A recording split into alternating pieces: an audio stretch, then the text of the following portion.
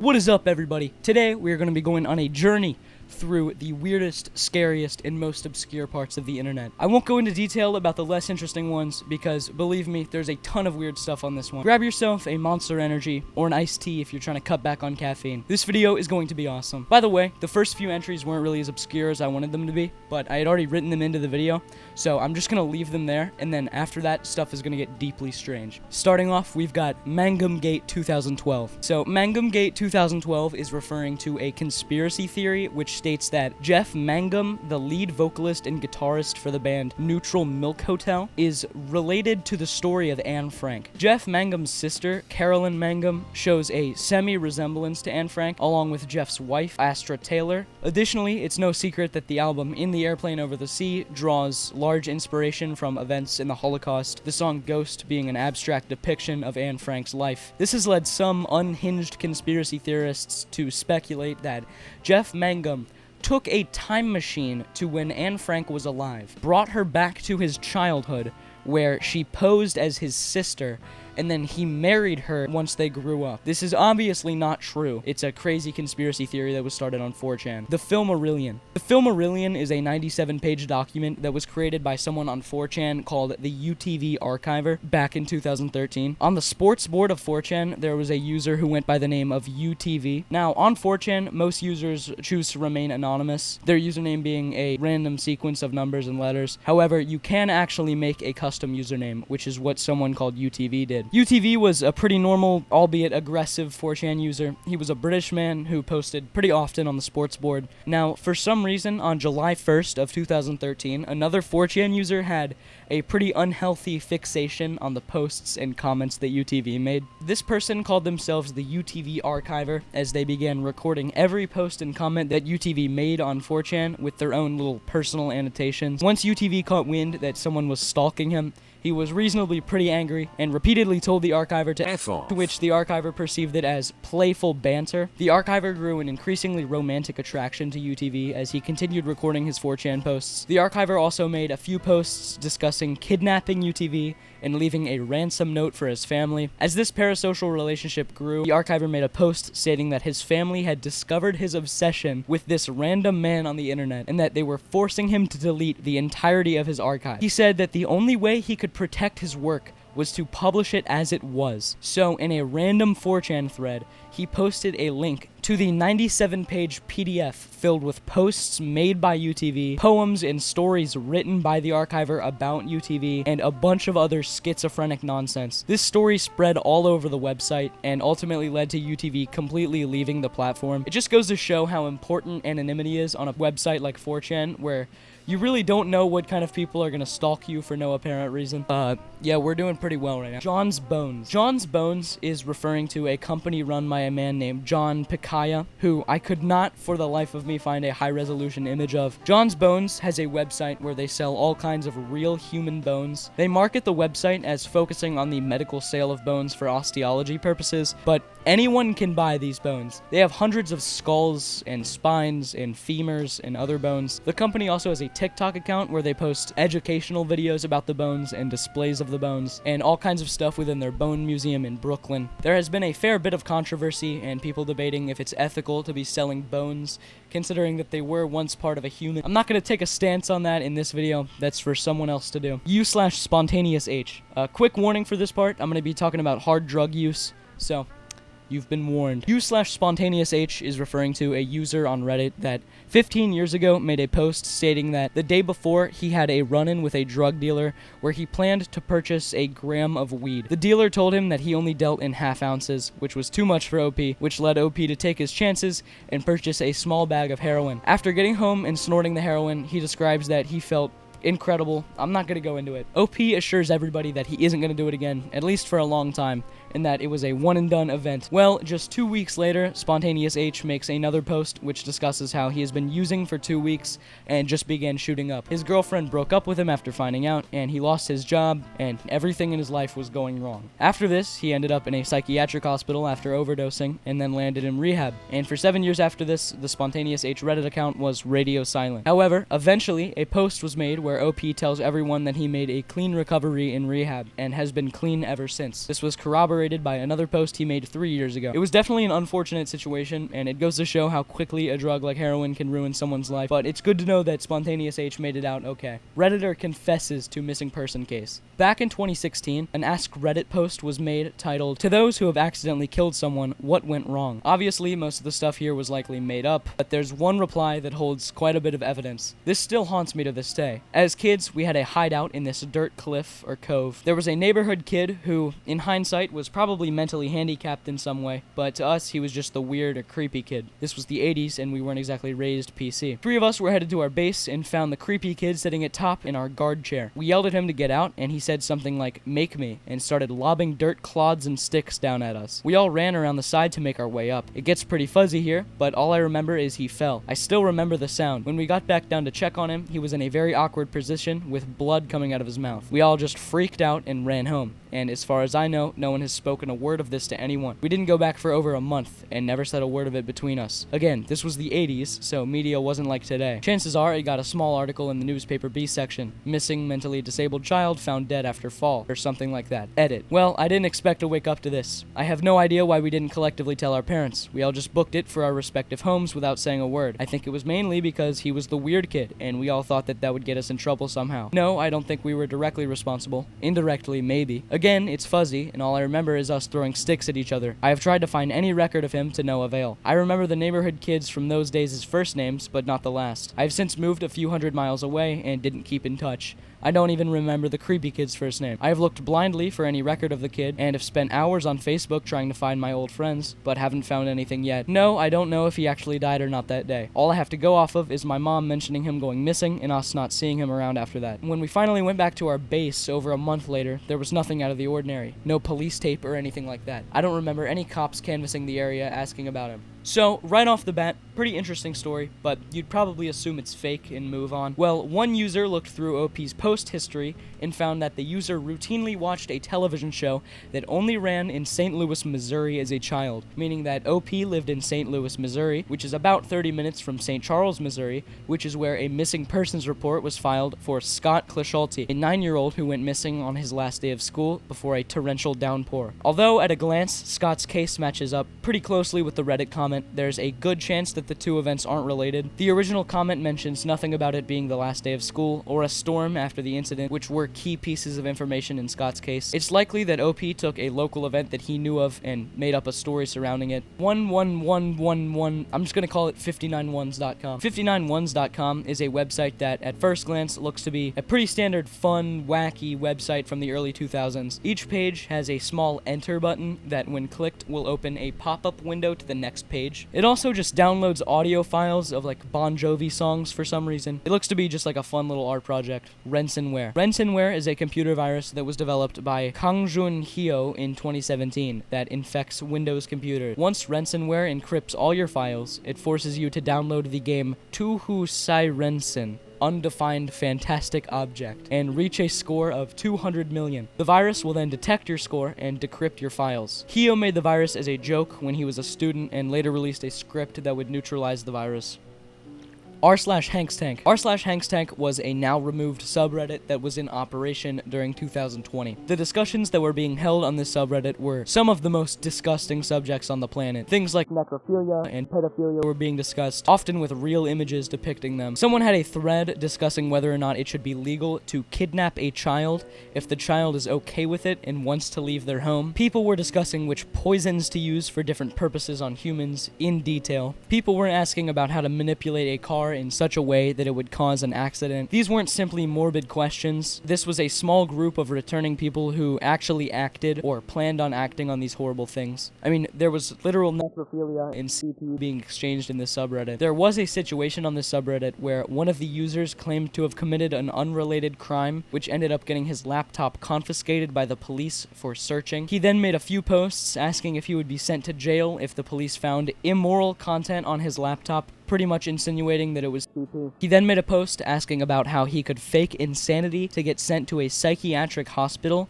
as he didn't want to get the crap beaten out of him in jail for being a pedophile. Well, after YouTuber Eudoxia Mysteries made a couple videos on the topic, someone reached out to him and told him that him and his friends made r/HanksTank as a post subreddit that turned into an ARG. He claimed that pretty much everything that was posted on the subreddit was taken from a dark website called Hidden Answers, which was pretty much just a greasier version of Reddit on the dark web before it was taken down. So even though r/HanksTank itself wasn't the root of the horrible things, it's still kind of distasteful to essentially joke around with things like CP and necrophilia and kidnapping that was probably actually happening somewhere else on the internet. Chibi Nicodemix. Chibi Nicodemix was a speedrunner who, even if you don't know his name, you've probably seen this clip. So confirmed, Santa's #1 helper is a squirrel.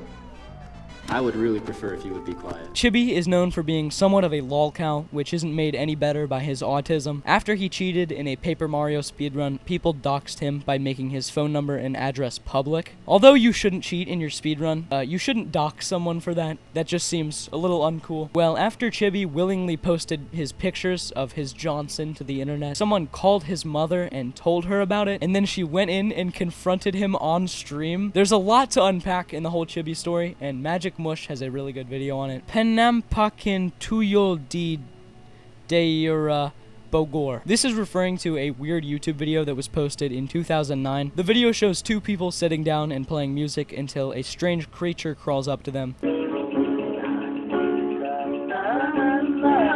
Astagfirullah, itu tuyul tuyul itu sebelah Jim, tuyul.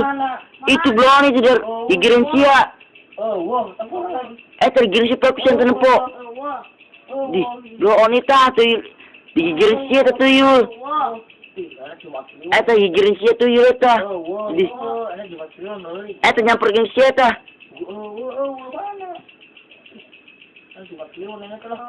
Tadi dinya belum nyamperin sia oge di.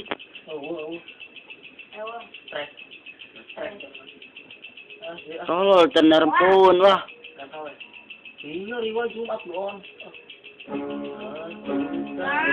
They seem pretty unfazed by this thing. Apparently the creature is supposed to be a toyol, or a zombie baby in Indonesian folklore. It's obviously fake. This is a video that was uploaded to a Japanese website in 2008. The video shows a picture of this creepy face thing, and in English, the title is, "This girl is really scary, but please help me make her cute." And then all these filters get put on the face.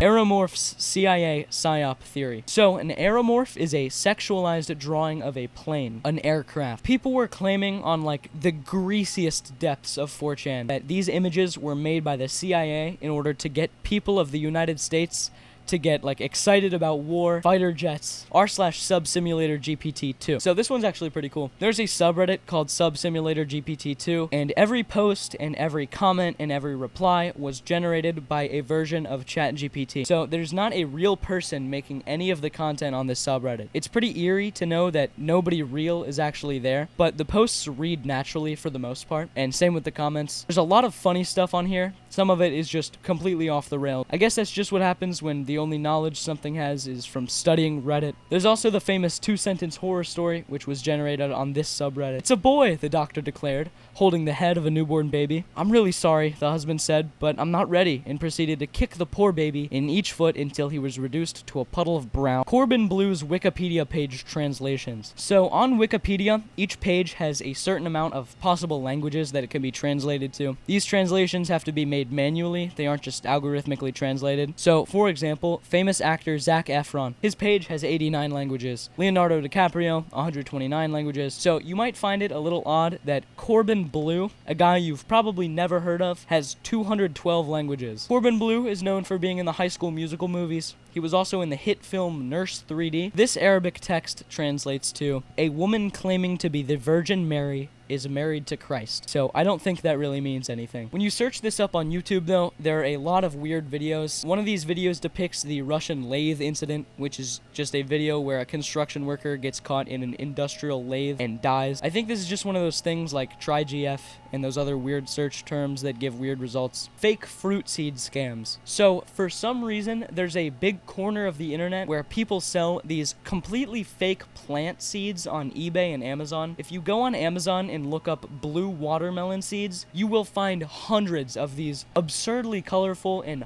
horribly photoshopped images of fruits in various unnatural colors. They weren't even trying with this one, they just turned up the hue and called it a day. The grass is literally purple. Obviously, the reviews of these products all say that they didn't work. I don't know why you would think that they would. Come on. Otis O'Neill Horsley Jr. Neil Horsley was this guy who was really anti-abortion and also was a Christian Reconstructionist. Christian Reconstructionism is the belief that society as a whole should completely rebuild based solely off of divine rule and laws mentioned in the Bible. For example, the death penalty would be applicable to homosexual people, adulterers, and people practicing witchcraft. That's actually what it says. Anyway, Neil Horsley ran this website in the late 90s called the Nuremberg Files, where he provided the home addresses of doctors that would be willing to provide abortions. There was also a section on the website where there was a list of pro-choice doctors that had been killed by anti-abortion extremists. A man named James Charles Kopp used the Nuremberg Files website in order to track down and murder Barnett Slepian, a doctor who provided abortions. There was also a man named Clayton Wagner,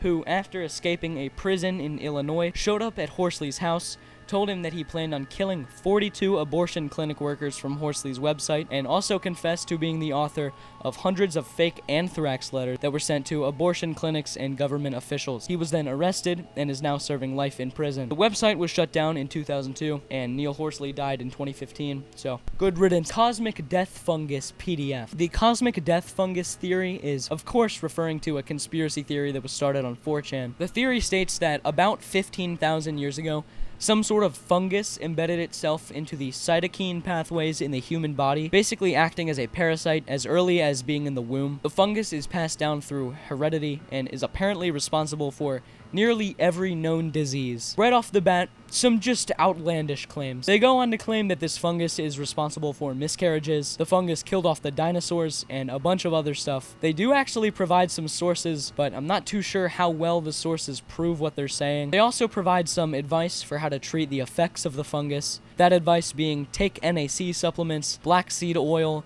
oregano oil, and various other products. These supplements have been shown to be pretty healthy, but that doesn't prove that there's a fungus in our genes. All of this information is presented in this PDF, which kind of looks awful. The fonts, the spacing, the images are all low quality and sometimes cropped incorrectly. The group claims to be an international team of scientists, geneticists, professors, and philosophers, but I find that a little hard to believe. People in this discussion seem to be actually pretty torn on whether or not this is real. I guess it's possible that there's a fungus in our genes that was discovered by 4chan, but it seems a little excessive to say that it's the cause of almost all known diseases. Children's Immortality Project. The Children's Immortality Project was some sort of online rabbit hole that was created by this guy named Robert Ray Hedges in the late 90s to early 2000s.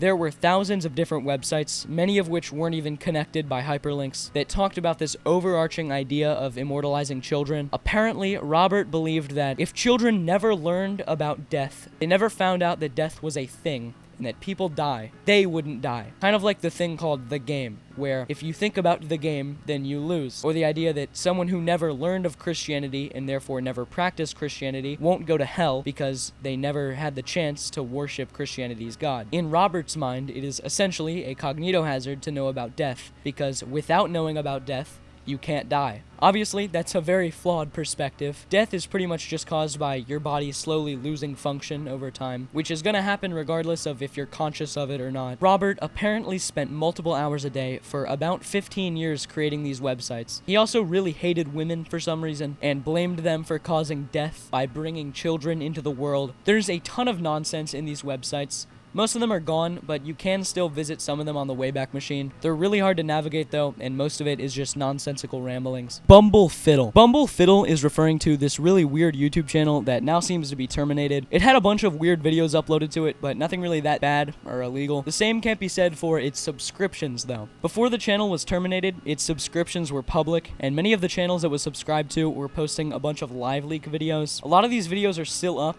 and not even age restricted. The channel also was in some way related to the BeeBleFox situation, if you're familiar with that. Basically, it was a channel run by a 15-year-old girl who made some random videos, but there isn't really anything too crazy there. I think it's just someone who made some weird videos for fun. Ala Arawa Viakad. I find this one deeply unsettling for some reason. So if you search up the words Ala Arawa Viakad, you will find a few random results, and then a bunch of results with the same icon. If you click on any of these pages, the imagery is super colorful and bright and flashy, and the language used on the website is pretty incoherent. One of the main pages discusses how Ala Arawa Viakad, who I'll just call Ala, has been reincarnated a bunch of times throughout history as important figures like Alexander the Great, Charlemagne, Muhammad, George Washington, and Aladdin. And then there's also just this random picture of him. He also talks about these things called pixies, which stands for Perfectly Ideal Xenological Infracted Entity. He basically just shows a bunch of pictures of naked women and says that they're varying forms of pixies, and also claims that he is the head pixie with one of the funniest images I've ever seen. He also talks about creating a new society, I guess. One of the pages is aptly named freeworldalliance.org. So, I guess he's pretty serious about this. All of the websites, even some that I stumbled upon separately from the New World Alliance group, are being run out of the same IP address, which I won't show you because I don't know whose it is. You reek, dude. You smell like a skunk. Obviously, it's unlikely that he's running the website from his own home, but you never know. I also found a Facebook account named Alex Beck, and in parentheses it says Dr. Ala Arawa Viakad, so that might just be his nickname, I guess. It looks like he might have a gambling addiction. There's a link to a Free World Alliance web ring, and it's a torrent file, so I'm absolutely not downloading that. He also just doxes one of his neighbors, who was apparently complaining that he kept smoking in his apartment. My apparently bald Mexican neighbor, claiming to be named apparently living in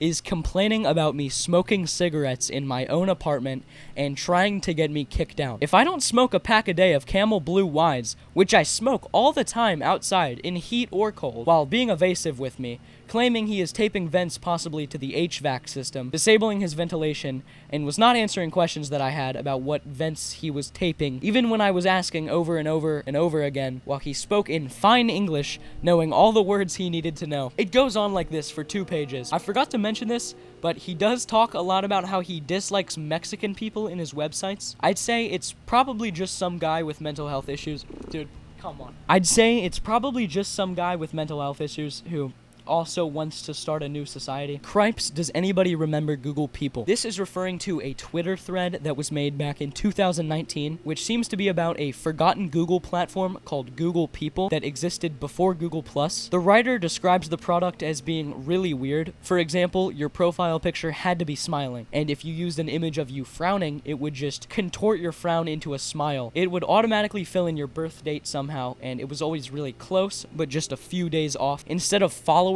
there were watchers, but nobody ever found the watch button. The app would highlight blank spaces in your pictures and say, somebody you know? Now, Google People never actually existed. It's just fiction made up by this guy on Twitter who has also written a book about the SCP Foundation, apparently. https://theaceman.com/KarenCarp.html. So, if you don't know, Karen Carpenter was a singer and drummer who formed the music duo Carpenters with her brother before passing away in 1983. Well, there was this website a couple years ago which just had a massive wall of text on it that basically consisted of this guy attempting to claim that his 8th grade English teacher at Corning Free Academy Middle School was actually Karen Carpenter in disguise. The teacher's name was Miss Bihuniak, who taught at the school from 1978 to 1979. She, of course, used an alias and obviously used a prosthetic face mask in order to hide her distinctive chin. He thought that Karen Carpenter, or his teacher, was passionately in love with him. He was in 8th grade, which is, you know, a little absurd. He said that on the night of Monday, February 7th, 1983, he forgot everything about Karen, but then regained all those memories on May 28th of 2019. He also has a YouTube channel with 2 videos on it where he discusses some information about Karen. Keep in mind when I'm saying Karen, I'm actually referring to his 8th grade English teacher, who probably wasn't Karen Carpenter. His main explanation page is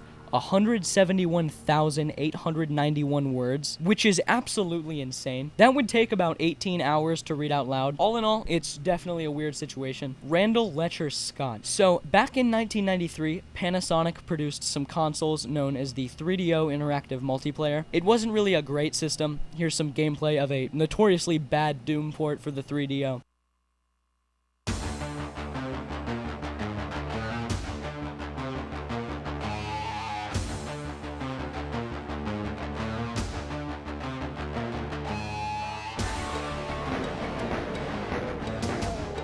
The console was pretty short-lived. It was discontinued in 1997, but it did grow a bit of a cult following. Well, there was this guy named Randall Letcher Scott, who was the CEO of a company called the Art Data Interactive, where he produced a few titles for the 3DO. Well, in April of 2023, Scott pled guilty to 2 felony counts of child molestation at a school he worked at. The 2 female students were 5 and 6 years old at the time he actually committed the crimes, between the years of 2015 and 2016. For some ungodly reason, he wasn't given any jail time. He only has to register as a sex offender for 10 years. The legal system in this country is outrageous. r/reptilian data. I am deeply lost on this one. I was able to find pretty much no discussion of this subreddit on the internet. I found a stray link to the subreddit and pasted it into the Wayback Machine, and there was just one save. I couldn't even see anything on it. There were no posts, but I think that might have been like an archival glitch. I did, however, see the name of one of the moderators on the sub, and his account is still up. I wouldn't exactly say it's active. He posted a lot 8 years ago and then went on hiatus and came back 8 months ago and hasn't been back since. All of his posts are on subreddits like r/gangstalking MKUltra, r/targeted entry weapons, r/electronic harassment, r/anti-vax. You get the idea. One of his posts on r/neuropsychology reads as follows: I hear voices. My scientific post was just deleted. What do I do in this situation? How does an antenna work? Radio excites the electrons of metal. Mattress coils are grids of antennas. 10 out of 10 scientists deny this. If not, I'm open to theories on how they control the elite 1%. So, I'm not too sure what he's getting at there. He posted this big chart to r/MKUltra where he claims that pimples are nuclear stars, vaccines are little UFOs, beds are satellite dishes, and a lot of other nonsense. He also says that there have been various reptilian sightings. I'm assuming he means lizard people, even though this image is clearly a costume. I think that r/reptilian data was a subreddit, like kind of like the MKUltra conspiracy stuff subreddits, where people would talk about how some people in this world are actually reptiles, as you know, common knowledge. Detlev Gwenzel. Detlev Gwenzel is the name of a former police officer who, in 2015, met a random guy on a cannibalism website who wanted to be killed and eaten. Detlev Gwenzel met up with this guy in real life, cut his body up into a bunch of pieces, and buried the pieces in his garden. There's no evidence that Gwenzel actually ate any part of the guy, but yeah, he was sentenced to 8.5 years in prison. Neo Rio. So, Neo Rio was this really bad indie game about these 2 adolescent sisters being trapped in an underground dungeon, and there was this cult of masked people trying to kill the sisters. Well, in this game, there was some incredibly messed up stuff. You're given a gun, and you have the option to shoot yourself or shoot your sister, and the animation is incredibly gory and vile. Once the cult captures the sisters, they torture them emotionally and physically. The game is awful, both as a game and from an ethical standpoint. You know who else can't sleep? So in 2013, someone made a post on r/news about how there were 19 firefighters working against a wildfire in Arizona that were killed in the fire. It was a pretty standard post. I can no longer read the whole post as it's been archived by Reddit and hasn't been saved on the Wayback Machine, but I'm assuming the post mentioned something about how the chief firefighter overseeing this job was the OP's father. They also probably said something about not being able to sleep. I say this because the top comment reads, you know who else can't sleep? The 3-year-old your stepdad buried alive and killed. People were pretty confused by this, since it seems a little random. However, someone replied and corroborated this. It's basically just as he said. The Yarnell fire chief, Jim Coyle, was convicted of involuntary manslaughter back in the 70s for hitting his girlfriend's daughter, burying her in the desert thinking she was dead, her being recovered alive the next day, and subsequently dying. This is something that happened. There are multiple articles about it. He was sentenced to probation, and 5 years later, the conviction was dismissed. The original poster apparently didn't know about this based on their response. So it's been 2 weeks since you hit me with this. I thought that I could come up with some eloquent retort, but nothing really formed. I'm left with this. It is clear that 40 years ago, something tragic did happen. I can't deny that. He went on trial. This went through the courts, and he got his punishment. Jim was in his 20s when that happened. He was a lowly EMT in a tiny town. He was not rich and didn't buy his way out of this. However, the facts played out, and the courts decided his fate. End of story. It is not your place in this society to keep trying him for the same crime. This is not an episode of America's Most Wanted. You are a coward and a leech. You are a leech because you used the Yarnell disaster to further your crusade against Jim. You are a coward because you can't even use your real account. You are a coward because while my family was out there fighting the fires, you were at home throwing your jabs. Why were you down there in Yarnell screaming the same message? That's right, you would have looked like an idiot and the sheriff would have escorted you home. You were also a very evil. You knew that this post was by a family member and you had to do a drive-by without even knowing that I knew this or not. You had to keep pushing this agenda with really no care as to the downstream effects. Is it fair that Jim is still walking around after his crime? Again, the courts decided it was fair. Would society have better been served if he was locked up as a murderer? How many lives have been saved directly and indirectly by Jim? Jim is not an evil man. He's not a sociopath. He is kind and thoughtful. He's a thinker. You can't turn this type of stuff off, and I'm sure he has thought about it every day of his life. Are we not allowed to atone for our sins? I think he has. Unlike you, I've known the man since 1984. Unlike you, I get to judge him on the man he was, not the man in the newspaper article. Someone responded and asked why they were so angry that they were told this, since you'd probably rather know than not. OP explained that they were upset that he brought it up on this post about the death of 19 firefighters. Badaliens.info. So, badaliens.info is referring to a website that talks about alien activities on Earth and all the times that aliens have come to Earth. The many times. There's a section on the website called Human Mutilations, and it talks about a couple events where aliens have allegedly come to Earth and mutilated people. One of the events it talks about is the Dyatlov Pass incident. If you're unfamiliar with the Dyatlov Pass incident, it was where in 1959, there were 9 Russian hikers traveling through the Ural Mountains when they just kind of disappeared. Soviet authorities were sent out to check on them, and they found the bodies in really weird conditions. Some of them had their skulls cracked, some of them had their chests ripped out. 2 bodies were missing their eyes, 1 was missing their tongue and eyebrows. Some of the bodies had radiation present on them. When the investigation concluded, it was said that they died to a compelling natural force, which could mean pretty much anything. The case was later reopened, concluding that they died by an avalanche, and the missing body parts were from scavenging animals, and the radiation on them was from some of the lanterns they were using. That didn't stop badaliens.info from claiming it was aliens, though. The website claims that various independent witnesses saw orange spheres in the sky that night, and concluded that what killed the group was a never-before-seen type of light. Mara Murray is not a missing person. On February 9th of 2004, Mara Murray, a 21-year-old nursing student, crashed her car on Route 112 in New Hampshire and then completely disappeared. The disappearance has remained a mystery to this day, but that hasn't stopped people from theorizing. In 2009, a NeoCities website was made titled, "Mara Murray is not a missing person." The page reads as follows: Mara Murray has the right, as every independent adult does, to leave with her new boyfriend and start a new life. Mara is living a content and satisfying life in the province of Quebec.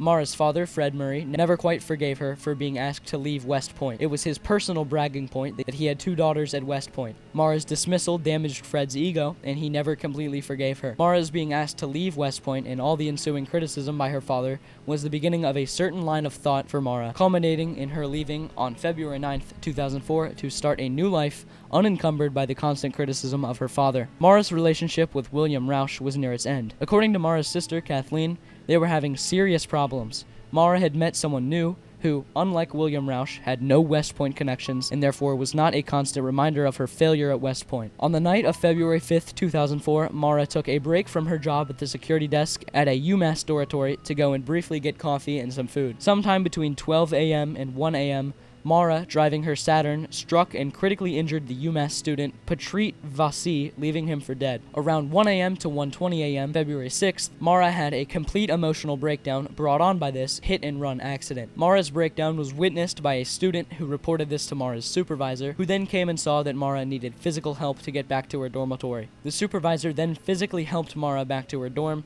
and recommended counseling.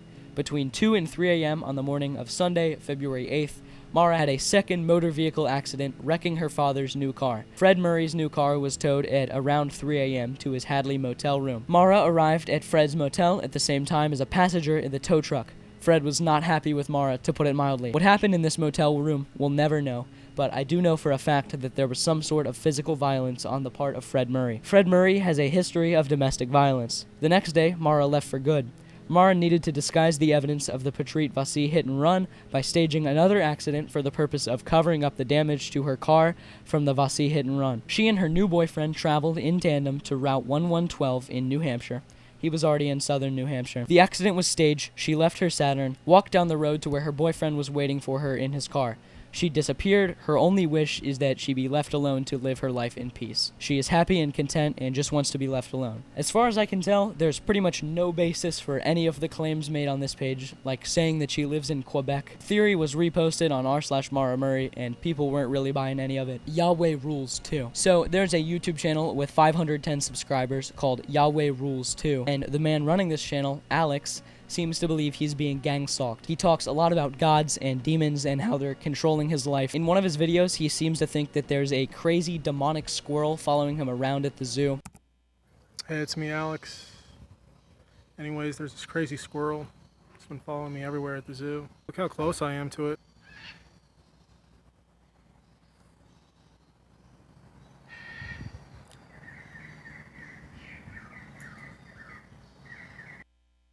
You guys?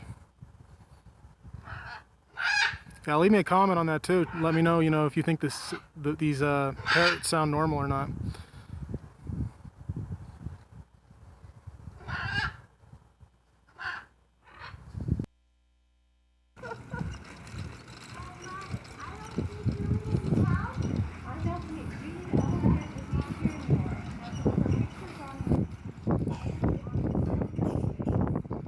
There's another squirrel right there. And you hear that kid right there? He just coughed at me too. He also just points the camera at some random kid and says that he coughed at him. Alex's last video is called "Please Contact Me If You're Real," and in it he talks about how his life is being torn apart by the world around him. In the description, he left his phone number and asked that anyone who is real to contact him. Well, a few weeks after posting this video, he walked into a restaurant in Oklahoma City with a gun and started shooting people. He ended up shooting 2 young girls and a 39-year-old woman before being shot dead in the parking lot by 2 men. The people he shot were wounded but suffered no permanent harm. It is pretty sad. He was allowed to purchase a firearm and somehow wasn't on any type of watch list. I'll read you a comment thread from one of his videos. Our landlord suggested that we don't speak to him, and we're told he was on a police watch list. Did you know him? No, lived in my complex. Had stickers all over his car saying transsexual demons in cloned human bodies and links to this YouTube. He tried to talk to me a day before the shooting. First time I personally saw him. Creepy guy. I picked up my kid and walked off fast. Someone else said, my brother grew up with him since 3rd grade until middle school. He was pretty normal when he was a kid, but when he got older, he turned insane. He showed up to my house one day in Nichols Hills, and the police were literally following him with his crazy stickers on his car. His parents were horrible, but man, he went crazy before the shooting. zzE.neocities.org. This is a very curious website. When I first opened this website, I was a little lost for words. I poked around this website for about an hour, and I still have no clue what is going on. There's no discussion of it on the internet. I can't find any coherent pages on the entire site. It looks to be similar to the LHOHQ, if you know what that is, because there are countless pages filled with random, often NSFW images. Something feels very off on this website, and I don't know why. There are a lot of pictures that look eerie or malicious or sometimes illegal, and none of them come up with a reverse image search. There's a page with an icon of a dead squirrel, and the URL is zzE.neocities.org/Ronnie. There's nothing on the page. There's also this one, which I'm not gonna read, but this is the picture. This image is nowhere on the internet, which means that whoever made this website also probably made the image, and I'm not sure why. It feels like the person behind this website is trying to convey some sort of political beliefs, but I don't know what those beliefs are. I'm just gonna leave this website for you to explore and take away what you want to, but be warned, there are some phallic images. Clerk is dead. Kevin Ely, who went by Clerk, was an internet troll back in the early 2000s, responsible for quite a few troll websites and shock websites. After the September 11th attacks, he started an online petition for the second Lord of the Rings movie title to be changed. Title of the movie is The Lord of the Rings: The Two Towers, and I guess he was trying to get people riled up. He had another website called clerk.org, and if you went to clerk.org/pain4.jpg, it would show you some of the most grotesque images I have ever seen. I felt genuinely sick after looking at that website. Anyway, Clerk had an account on LiveJournal where on March 8th of 2005, he posted his suicide note. I'm afraid I must now kill myself for real. Goodbye to my internet friends forever. But seriously, folks, I really am killing myself now. I'm doing the cheesiest thing imaginable by posting my suicide letter in my LiveJournal, but the irony of it is too hilarious to ignore, and it's not out of a desire for attention. I mean, good God, I'm killing myself. I don't need the attention.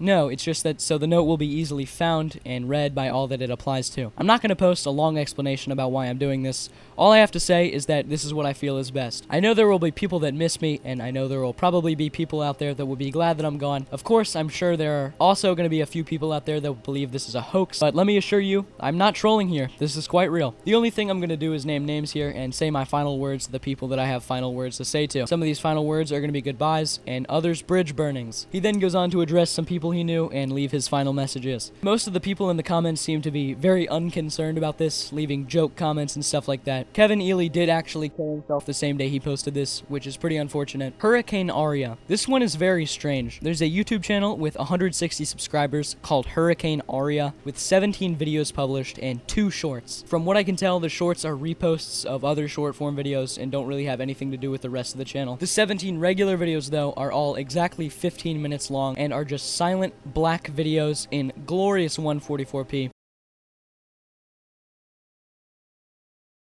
The comments, though, seem to think that these videos are awesome. Wow, amazing. Keep up the good work. Now, it's possible that maybe the person uploading these videos isn't using their video editor properly, but you'd probably notice after 17 tries. Something to note is that all of these videos were posted on the same day, October 28th, 2020. Also, all these videos are in a playlist called Subliminal Videos, so that's pretty weird. When it comes to the comments of these videos, I'd say they're definitely bots, further supporting the dead internet theory. The videos themselves, though, I have no idea. Richard Baumhammer's website. So Richard Baumhammer's was this guy who in April of 2000 went on a killing spree of Jewish people in synagogues and then spray painted 2 swastikas on the side of a synagogue. Shortly after this, he was sentenced to death, but as far as I can tell, he still hasn't been executed. Apparently, Richard Baumhammer's had a website that talked a lot about white supremacy and a bunch of other insane stuff, but I haven't been able to find the actual website. Nobody was probably paying for it after he went to jail, and it might not have been archived very publicly. WTF Chan. So I'd assume that if you're watching this video, you're familiar with the various Chan websites out there. But if not, there are a lot of websites like this. They are image board websites where users post anonymously, the most popular probably being 4chan. But if you want to get a little more depraved, there's 8chan. Then if you really care about your privacy and you want to talk about even more depraved stuff, there's EndChan. And miles further down the rabbit hole, you reach WTF Chan. This website went up in 2007 and seemingly went offline in 2010, likely due to the fact that they were hosting CP. Some of the people running the site had a 14-year-old girl do disgusting things on camera. Another one of the adult managers was apparently in a relationship with a 16-year-old that had been in a juvenile drug rehabilitation facility called Sorensen's Ranch. I'm not going to go into the other stuff. It's pretty horrible. You can read the Encyclopedia Dramatica page if you want, but take what's said there with a grain of salt because I'm not sure how true everything there is. Weltraum Soldat 3D. So there's a game called Weltraum Soldat 3D, which is German for Space Soldier 3D. This game is a pretty standard Wolfenstein 3D clone. Here's a little personal story for you. So back when I was like 5, I somehow found this game on the Google Play Store, which it's been taken off since then. I would play this game on my dad's phone, and it gave me nightmares so bad that I had to sleep in my parents' bed for like a month. This was like 10 years ago, okay? I really wanted to play this game, so I downloaded the APK file, the Android package, and every file on the internet was corrupt. There's a version of it on the creator's website for Windows, but it's only the first level. And I remember the second level having like a fire soundtrack, and I wanted to find it. So, I spent like 2 hours troubleshooting the APK files. I downloaded some like APK signer app and it works now. Here's how it went. Okay, you would not believe the hoops I've jumped through in order to be able to play this stupid game. Every instance of this game on the internet is corrupt. I downloaded so many APKs. I had to download APK signer. It needed some file that is no longer available. But it works. I don't know. It works. It's on BlueStacks now. Okay? So I did something right. And it's time to play this stupid game. Okay, oh god. The only reason I wanted to play it so bad is because I remember it having like a fire soundtrack, and I'm starting to worry that might not be the case. This is the worst thing I've ever done. There's a guy back here, I'm pretty sure. No, there's not. But, you know, okay, so I used to play this when I was a kid, right? So I know, like, all, like, the secrets. There's gonna be a guy comes right out of here.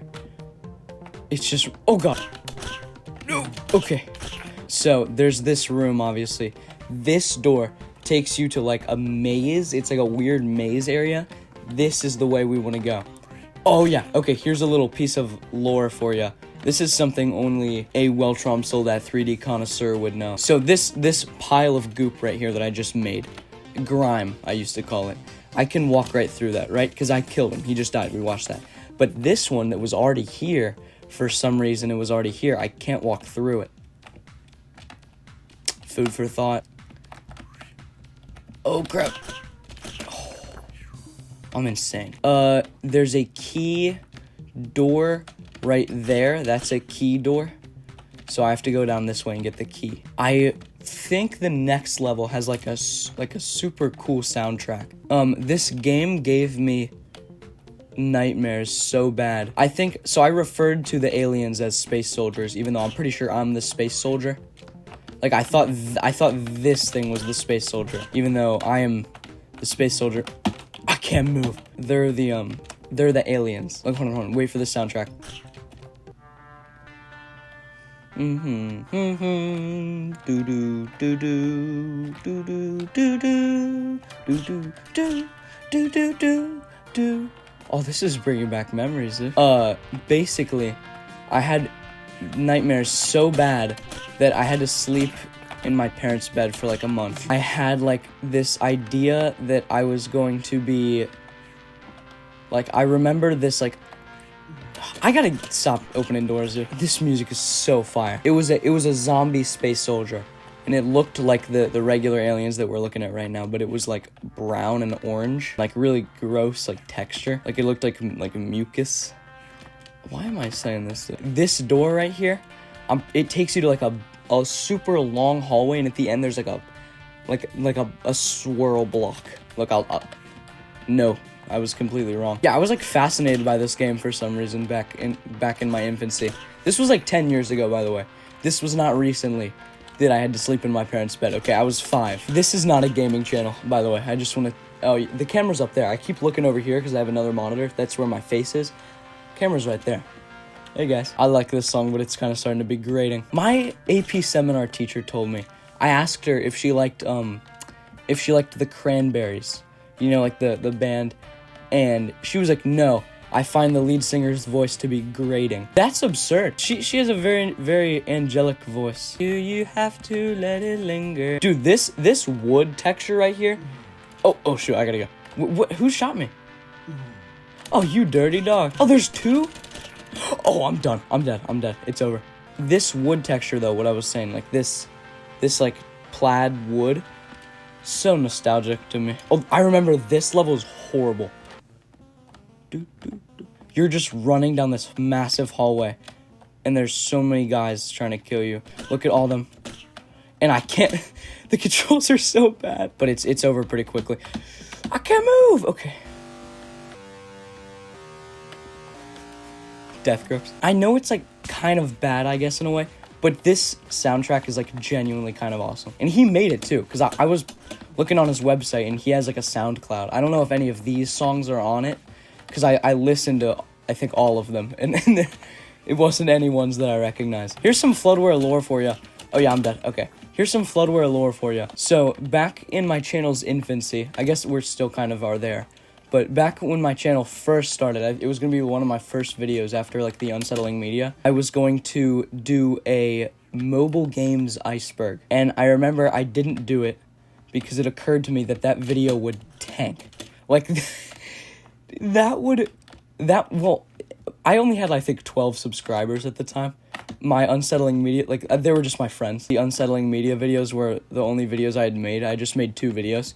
And it was just my friends who had watched them. These things are still creepy to me. But, yeah, it was just my friends who had watched the videos. And I was going to do a mobile games iceberg. I texted, like, a group chat of, like, 20 people. And we were like, this is the hallway I was talking about. The one with the swirl at the end. Hold on. You're going to see it once I kill this thing. See that swirl? There's, like, that weird texture right there. I think he reused some of these textures because he also made a game called Petrovis that I played. The guy who made these, his name is Andre Schnabel. I feel like I'm kind of like stalking this guy, and he does not even know I exist. But it's the facts. His name is Andre Schnabel, and he made a game called Petrovis, which I also played. It was like a much more endearing version of Minecraft. It was much less corporate, and it was just fun, you know. I used to play it. There was this block, I remember, and it was like a rainbow texture, and I used to build with it all the time because I really liked rainbow. Oh no, it's so over. Oh, yeah, I'm cooked. My air conditioner just came on, so sorry if there's like a big thing of sound. I don't really care. This is one of the best experiences I've ever had. That sounds incredibly sad. I would play this on my dad's Motorola. He had like a Motorola. I don't know where that thing is. I think it may be in like a couple thousand pieces now. But I used to play this on it. Like when he would get home from work and he would be like, why do you keep downloading games on my phone? Like, I gotta go to Kroger. It's Mother's Day tomorrow. I need to give my mom a card. The Ronnie Spartan. The Ronnie Spartan is referring to a music remixer, I guess, who would sample and make remixes out of popular gore videos like 1444 and the Ronnie McNutt video. They're pretty distasteful, and the music also sucks. Pinhead singing exclusive video. There's a YouTube video on the channel Sandman368 Video Variety channel of a guy singing an Elton John song with this horrifying contraption, seemingly called Pinhead. The video has about 8,000 views, so I really don't know what to say. U/roasted goat penis. So there's a Reddit account called U/roasted goat penis, and fortunately the name doesn't seem to have anything to do with the actual user. Their posts and mostly their comments are completely incoherent. With most of these unhinged characters that I've seen way too many of while researching this video, there's some sort of overarching idea that the person is trying to convey, or they have some main focus of their ramblings, but this person just spews conglomerates of the English language. I have no idea what this person is talking about 100% of the time. In the comments of a pretty standard animal video, they said, "Here is what it not be known, but has a man things that are not followed up in the detail. And I know this. My mind has not commented, but your delusion sanctifies a situation in mental isolation with the angel ghosts, which are belonging to everyone, and we all must not obey. This happens today. It cannot happen never." One of their posts is a link to this YouTube video of a Russian woman in some room, and she's yelling and prancing around. Someone in the comments said that they're fluent in Russian, and they can't understand a word she's saying. I'm not gonna show it to you, even though it isn't really graphic, but I can't tell if she's wearing pants or not. She's probably on meth. I don't know if this woman is the person who runs the account or not, but I wouldn't be surprised. I'm so lost with this one. And, here we are, the final entry. I think this is a pretty good way to end the video. Is the internet a parasitic egregore that taps into subconscious creative energy? There's a subreddit called r/highstrangeness, and on this subreddit, people discuss things like UFO sightings, fringe scientific ideologies, and anything else that is significantly weird or anomalous. In October of 2021, a post was made to the community titled, "Is the internet a parasitic egregore that taps into subconscious creative energy?" This post didn't really gain a ton of traction, but it's pretty interesting. It links to a post on Agora Rhodes Macintosh Cafe, which reads as follows: "I have been toying with a theory for some time that mass communication is an innately parasitic force, whether through psychosomatic or spiritual means, preys upon both the individual and collective psyche. Through observation of my own and others' mental condition, I have noticed a trend that follows as such. When viewing the internet as a whole, people tend to traffic similar routes and destinations in a way that parallels the mind's behavior. People use the internet to satisfy various desires. Pornography satisfies the individual's lust without the need for true sexual contact. Memes and social media satisfy the desire for platonic communication without the need for true group bonding. In a sense, the internet provides the most efficient vehicle of curing loneliness without actually being around people. It soothes the mind and gives comfort and efficient satisfaction like no other. The internet becomes your mother, your lover, and closest friend without actually providing intimate touch. In other words, it's an opiate more potent than heroin." That one's a little bit out there. I don't know about that one. Everyone is a slave to something. Everyone needs something to keep them going. But where the wired differs from other drugs is that when people are relaxed, they become suggestible and think vertically.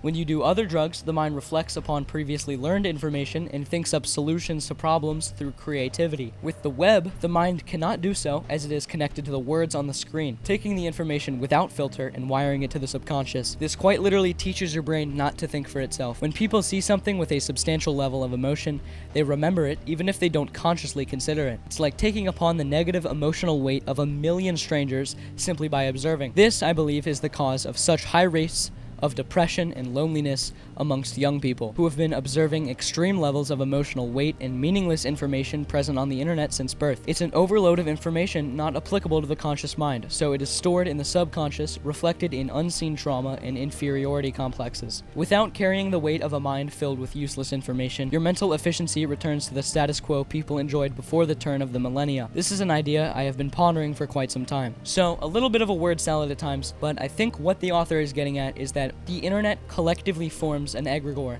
or a collective mind or theme. This collective theme is likely to be more negative than positive, considering the tremendous amount of depravity on the internet. And when people are exposed to such vast amounts of negative ideas that don't really apply to them, their mind just kind of stuffs it in their subconscious, where they aren't actively thinking about it, but it is kind of just eating away at them. The writer then says that they believe this is what is causing the significant amount of depression and suicide rates in the modern world. To an extent, I agree with this. I think there are other things that are contributing to the high amount of cases of depression, like stress of all types, and like the current state of the world, but I also think that those things can largely be tied back to the internet. I think that the way the world ends, whenever that may be, is likely to be caused largely by something digital, whether that be a computer virus like Stuxnet that gets out of hand, artificial intelligence, which I don't think is an incredibly threatening to the end of society. I think most likely it will be some sort of zero-day exploit. A zero-day vulnerability is any oversight in a digital security system that is unknown to anyone who has the power to fix it, meaning that the only way it will be made visible is when someone exploits it. For example, back in 2010, the United States and Israeli governments created a computer virus which affected Windows operating systems. The virus was called Stuxnet. The virus would then look for connections to nuclear centrifuges and would cause them to spin out of control, destroying themselves. The virus targeted centrifuges in Iran and is estimated to have ruined about a fifth of Iran's nuclear centrifuges. To get back to the original post, I think they're correct in stating that the sheer amount of absurd, foreign, negative, or overstimulating ideas or imagery that is shared on the internet definitely plays a part in the current mental health crisis. You can probably attest to this, as you've watched this video for about an hour talking about only the most insane and disturbing things on the internet, and there's an incomprehensible amount that we haven't talked about, that nobody has seen. Just dark corners of the internet that nobody will ever reach. And I think that's where I'm gonna leave this video off. If there's anything you take away from this video, let it be that sunlight is an incredibly important thing. Have a good day. If you're still here, you might as well subscribe. Thank you for watching, and I'll see you in the next one.